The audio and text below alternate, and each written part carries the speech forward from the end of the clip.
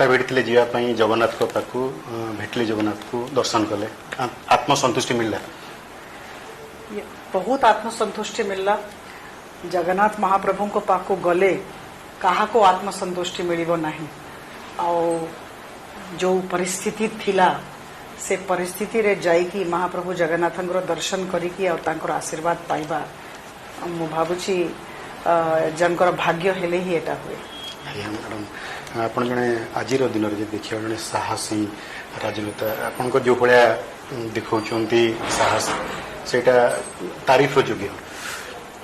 आपण श्रीमंदिर बंचा आंदोलन करथिले पदयात्रा करथांते से पदयात्रा को रोकिला प्रशासन पूरी जिला प्रशासन कष्ट होची मन देखतो मु गोटे जिनस बहुत स्पष्ट भाव रे कहि दिए जे पदयात्रा रो अनुमति मु केबे भी मांगी नथिली सेतिपाई अनुमति न देबार तो प्रश्न ही उठु नाही एटा प्रथम द्वितीय कथा जेंती पदयात्रा चाहुथली बड़दाण्ड रे सेंती पदयात्रा भी हे गला किंतु प्रशासन एते व्यग्र काहे थिले प्रशासन को कौन भय थिला शासन को कौन भय थिला राज्य सरकार को कौन भय थिला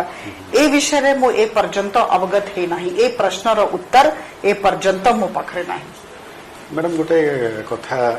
गोटे चर्चा चली विभिन्न सर्कल जे श्रीमंदिर रो सुरक्षा बेसी चिंता अपराधिता सड़क की आ एते चिंता कहारी को नाही देखंतु मु कहि दिए जे 4.5 कोटी ओडिसावासी चिंता अच्छी मु जोठी के जाउची जहा संगरे कथा होची समस्ते बहुत दुख प्रकाश करूचंती मु वर्तमान भारतीय जनता पार्टी रो जने सदस्य अछि एथि पई कहू नाही मु अपोजिशन रे अछि एथि पई मु कहू नाही आपन जहा संगरे कथा होंतु आपन गोटी जिंस कहिए आम ओडिसा रे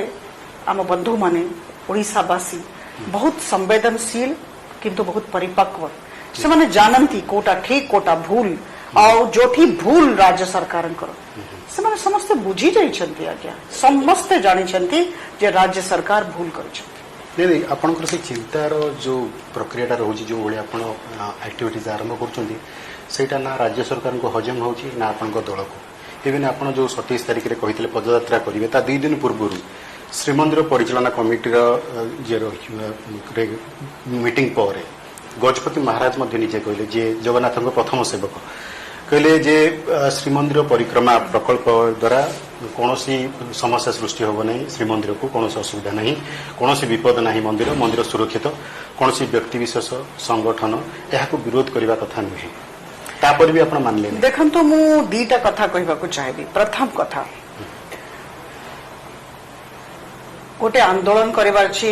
गोटे विरोध करिवार अछि सेति पाई मु विरोध कली किंबा किछिटा कहली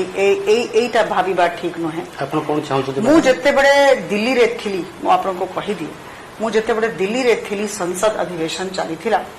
सेते बडे किछि जण वरिष्ठ नागरिक पूरी रो मो घर को जाइथिले आ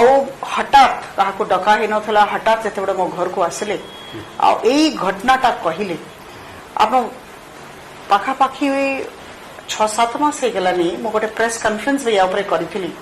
आमसर एक्ट 1958 पढ़ी थिली संगे संगे जते बडे भद्र व्यक्ति माने मते कहिले जे ना आपण बंचांतु हमको हम समस्ते अछु एटा टिके असुविधा होची आ से माने भांगी देबे बहुत जगह रे जो क्रैक्स हे पारिबो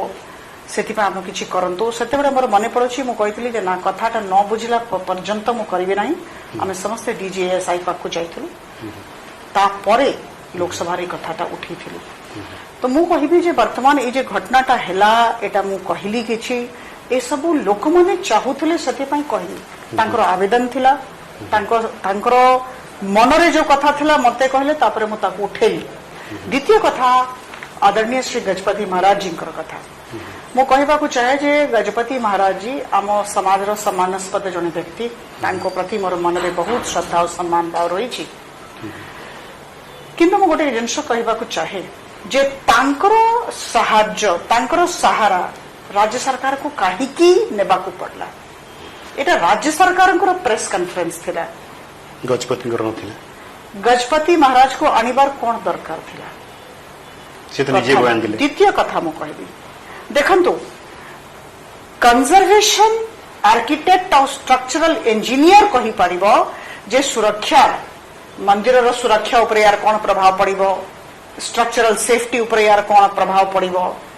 आपण मु आमे कहि परिबो नाही। आपण मैडम बुझी स्ट्रक्चरल इंजीनियर केमन टेक्निकल देखंतु मो गोटे जिनस आपण को कहि दिए से कथा ठ मु पचारुछि जे की अछंते मु तो तांको दर्शन करबा को चाहिबी जे मंदिर परस्पर 30 फुट गात और एते बड़ा बड़ा फाउंडेशन तैयारी करिबा को स्ट्रक्चरल इंजीनियर और को कंजर्वेशन आर्किटेक्ट बढ़िया परामर्श राज्य सरकार को देछंती तांको तो मु दर्शन करबा को चाहूछि और राज्य सरकार तांकर कथा केमती सुनिले एटा भी मानिबा को पड़िबो। एटा असंभव आपण कोन से विशेषज्ञ को परामर्श नैथिले एथि एटा करा जिबा कथा नै ना आईन रे जहा अछि सेटा आपण को से आधार रे देखो दीटा कथा मु कहली मु प्रथम कथा आरंभ रु कहिछि 6 मास तळे भी कहिथिली एबे भी कहबी डीजे एसआई भी से कथा कहले सब कागज पत्र भी मु पढिछि। देखंतु आधारहीन भित्तिहीन मु कथा होई नाही मो राजनीति रे अछि किंतु सब चेष्टा करे जे तर्क और तथ्य सहित कथा हेबी।